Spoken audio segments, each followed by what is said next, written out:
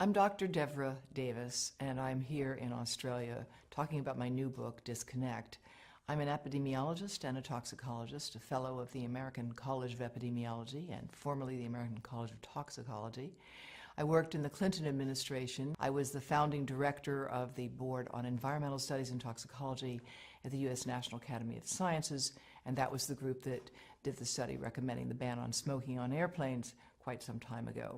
But I'm really here because I'm deeply concerned about what we know now about microwave radiation and how it affects the developing brain and body. Recently, the cell phone industry has been issuing advisories itself.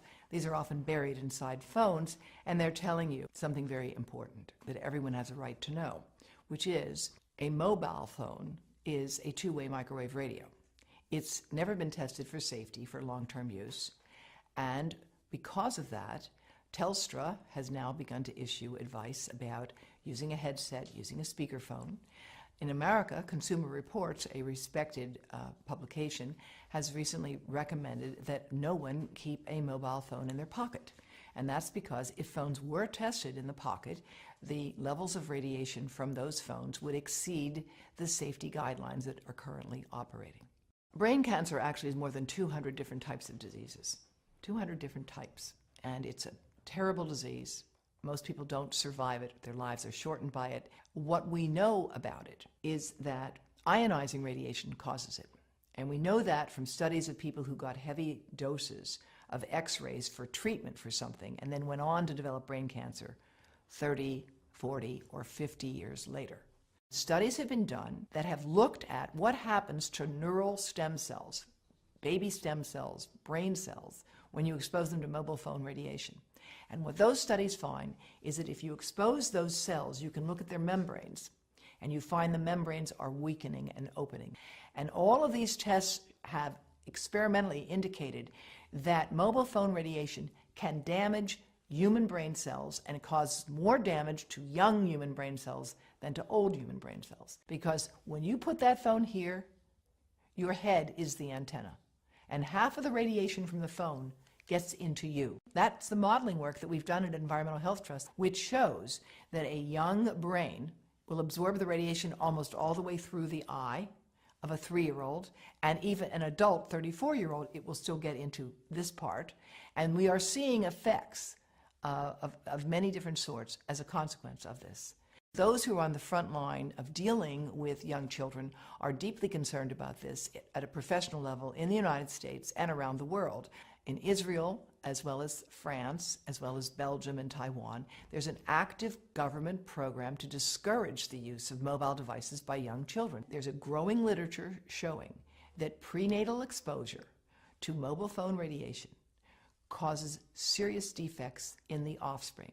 Smaller brains, more brain damage, smaller livers, more liver damage, damage to skin cells as well.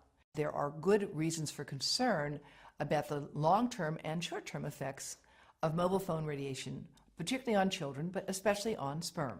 Now, the sperm studies have been developed in more than 7 different countries, and what they find is that the sperm that are exposed to current levels of mobile phone radiation die 3 times faster and have 3 times more damage on their DNA, indicating that mobile phone radiation is damaging to human sperm.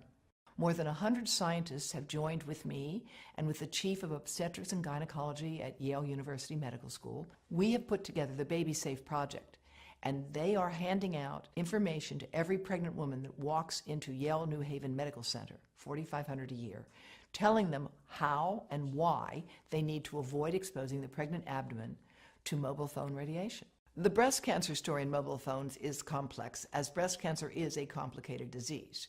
Most of the women who get breast cancer are age 50 and older. However, growing numbers of young women are developing this disease who don't have any of the inherited risk factors for it at all, who have no family history of it, but they have one thing in common. They have all stored a mobile phone right in their bra. And in several cases, the tumors have developed right under the antenna of the phones. No phones are tested for little kids, for babies playing in their bouncy chair, for toddlers sitting in front of an iPad on an iPotty, for pregnant women holding these things over their bodies. There are no tests of radiation absorption. That's why we at Environmental Health Trust are doing that modeling now, and we would like to work, of course, with industry to further validate our models. But it's really critically important that we do this research, that we train people in this field, and that in the meantime, we join with other countries around the world, giving people safety information. You have a right to know that that mobile phone is a two-way microwave radio and should not be kept close to your testicles or your ovaries or your heart or your brain. And where we are with this issue today is where we were with cars and seatbelts. Australia has led the world in requiring seatbelts. It is leading the world with respect to handguns, and it can lead the world with respect to the right to know about mobile phone radiation. I'm very proud that Dr. Charlie Teo has issued a call for Australia to implement its current laws. You don't need a new law here. You've got the laws you need. You just need to implement them to give people the right to know about mobile phone radiation.